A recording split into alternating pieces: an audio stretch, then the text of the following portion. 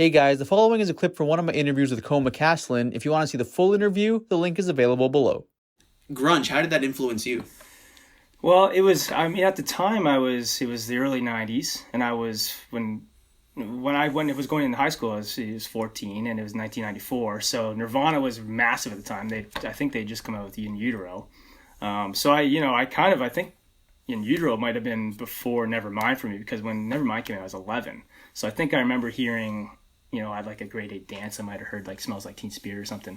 A dance? I had a grade 8 dance or whatever. They were playing Enter Sandman and all that kind of stuff. And, take me back to the 90s, man. Yeah, That's awesome. So, that was the first real style of music I really got into, because it was so influential back then. And, it was a different thing than today. That's another thing about today is you don't get these bands like Nirvana where everyone starts dressing like them. Everyone, as soon as Nirvana came out, everyone had to have like the blonde hair down to the shoulders, plaid, this whole thing. It was like a whole movement of not just like, I love this band, but I want to look like this band. Do you think that's possible anymore with the internet and how everything's so dispersed? I don't see it anymore. Like, do you still get like your punks and your goths and like your metal guys, and they all kind of look, you can kind of say, oh, that guy probably listens to heavy metal by the way he dresses.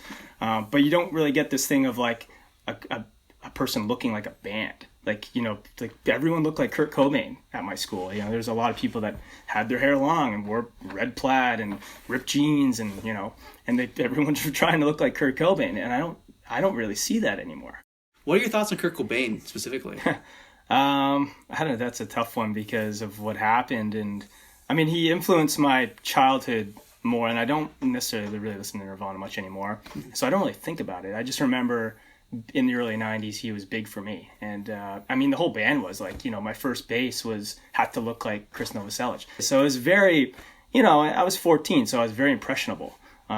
So as a person, I think he was a brilliant songwriter. I think he was, he had an insane voice. When he screamed, you felt it. Mm-hmm. He was big for me. I don't necessarily listen to it anymore, but back then it was huge.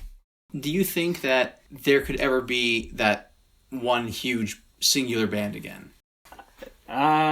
It's tough because it's different now. Like we were talking about earlier about radio. There was a lot more radio stations back in the 90s and the early 2000s, and you had these program directors, and they all kind of like I said, like they picked the songs that go on the radio. And for whatever reason, in 1991, when they chose Nirvana and Smells Like Teen Spirit, everyone chose it, so it became really big. But then you also have to have the general public agree and buy into it. What's the importance, if there is an importance, of community amongst bands?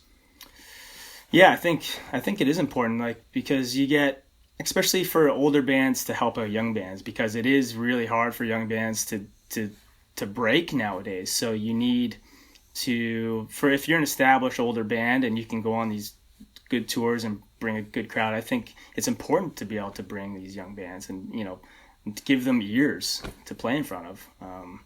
So we try and do, we're going on our anniversary tour in a couple weeks, and we're bringing like a band, a young band, 2 young bands actually.